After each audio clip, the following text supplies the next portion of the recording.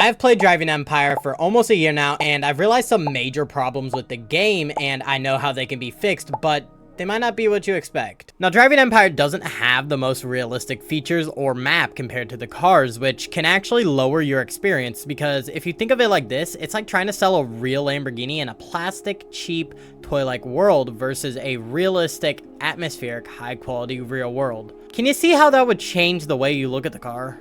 Now, if you come over here with me, you can see that the quality of the buildings aren't anywhere close to being the best. The buildings are low quality, blocky, and sometimes floating.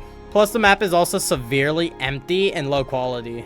But if you're an OG, you may remember that it wasn't always like this. In fact, it was much better. So then, why is Driving Empire lower the quality of its map? Well, a major reason for this is most likely lag.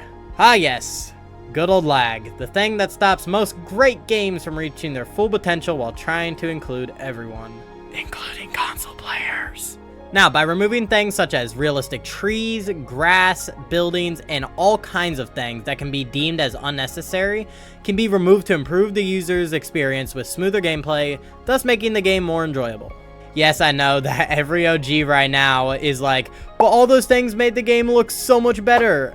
And yes, I know that it probably did make the game look better, but by keeping those in, it may cause lag for some players, and then they wouldn't be having such a good time now, would they? So something that I personally think is holding this game down is the fact that it is based around racing instead of role-playing and realism, which I'll talk more on that later.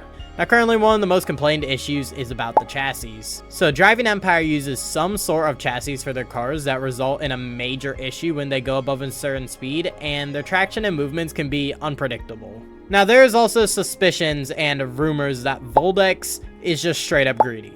So these suspicions have been formed from updates containing high pay-to-win content such as car packs, or events where Robux could make said event easier, or even their new subscriptions where you pay $8 to $10 every month for exclusive benefits. But all of these suspicions and rumors are completely false. One thing that people do have to understand is that by Driving Empire putting in these car packs and subscriptions, it supplies them with the money they need to continue to license car brands from around the world for me and you to enjoy.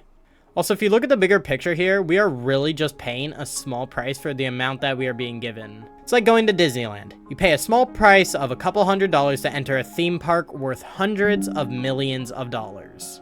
But sadly, because of all this, Driving Empire is suffering with only about 20,000 players at one time, usually in the middle of the week. Now, don't get me wrong, that is a ton of people, but when you look at games like Blox Fruits or Dress to Impress, Driving Empire doesn't even stand a chance. Well, the way that this can be fixed is by making better chassis, a better map, and adding more realism through increased detail in buildings, roads, scenery, and more things like that. Okay, that's cool and all, but what can I, as a consumer, do about it?